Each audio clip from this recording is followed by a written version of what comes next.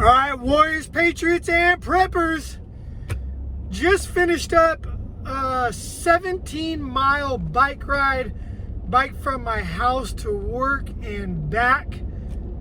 It was quite the interesting experience. It's only 8.5 miles there, but it's a lot of hills, a lot of inclines, so it's a little more difficult than maybe just a straight 8 miles. That in mind, it was a good takeaway to think about what I would be capable of doing if I needed to do it. So many of us have plans and preparations in place, but haven't actually practiced the plans, actually executed on the preparations. So it's always good to get out there and try it.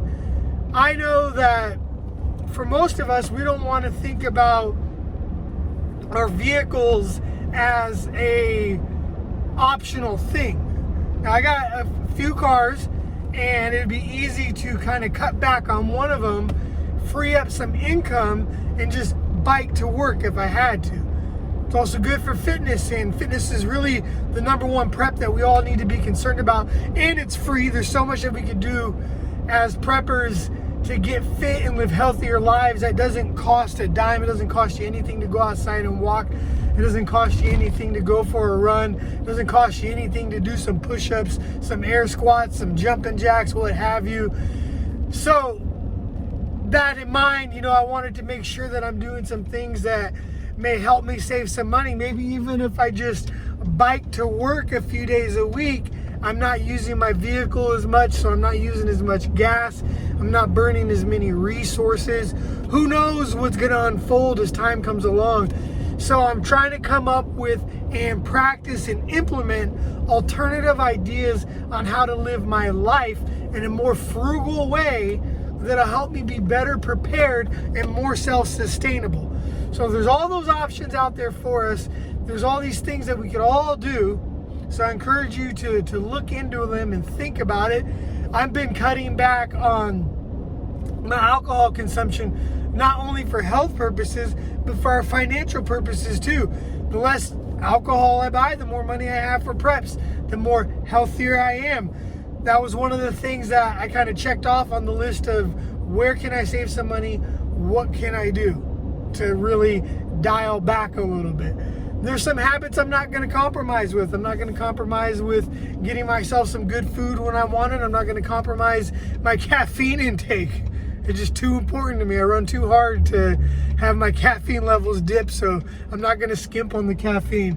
But, I say that to be funny. There's certain things that we know that we could cut back on. There's certain things we know that we could not do. I typically would, treat myself to a meal out once a week or so, and I'm just kind of dialing that back right now, and it's not out of a necessity now, it's out of conditioning myself for a possible future necessity.